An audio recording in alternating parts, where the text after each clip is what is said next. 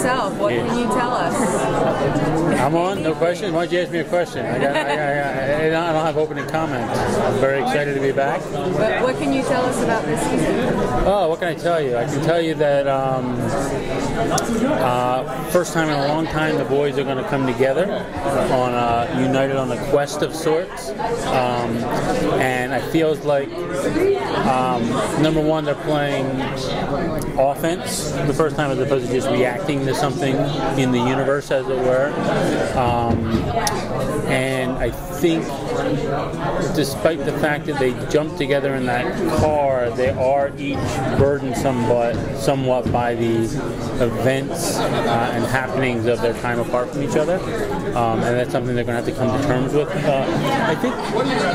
I don't know if it's necessarily in a more mature way than past seasons, but it's the difference of how you relate to your brother when you're, I don't know how old, 22, and how you relate to your brother when you're 30. I think everyone matures a little bit and have to understand and accept these things about each other, you know, that maybe weren't necessarily, you know, that big a deal when you were, again, 22, you know, but trying to be realistic in that way, and in the way you talk to your friends and your brother, you know, in terms of being very realistic. The show is known for having really great villains, really great adversaries for the brothers. Can you maybe give us a hint as to a new villain that might be appearing this year? Any of the villains this year? Well, I can tell you that certainly an old favorite sort of friendly villain, as it were, would be Crowley. I think he and the boys had I think it's safe to say their relationship is definitely changing this season as they find themselves in contention for something that is frankly very, very important to each of them. And so I think it's a little bit of no more Mr. Nice Guy when it comes to their relationship with each other. So why did Crowley send Dean to purgatory and leave Sam alone?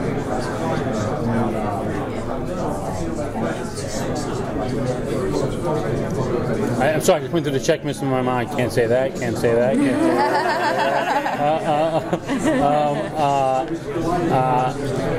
I think the question that we'll be answering even more will be, what is the result of that when Dean is down there and when Sam is, as Crowley said, for the first time truly alone without anyone, and that's probably the focal point of what we address.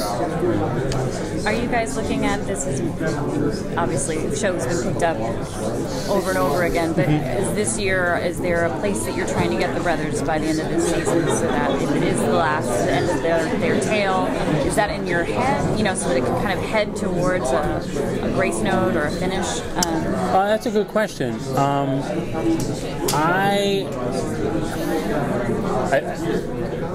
I think the storyline we're doing could do that, but I honestly have no intention of this being the last season. And if anything, we are using this chance to this season as a chance to reboot some mythology that will give us legs for at least a few more seasons. So the most honest answer is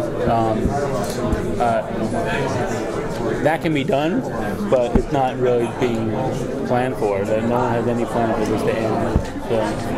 I know a couple seasons ago we saw some gods from other kind of religions. You know, we had some Greek gods and everything like that. Is there any chance that we're going to be seeing any more exploration in those areas? Yeah, you will. You'll see. In the first run of episodes, you will at least see. Yes, you will see ancient gods. Yeah. That's all the time we have. Thank you. Thank you very much, everybody. Appreciate it.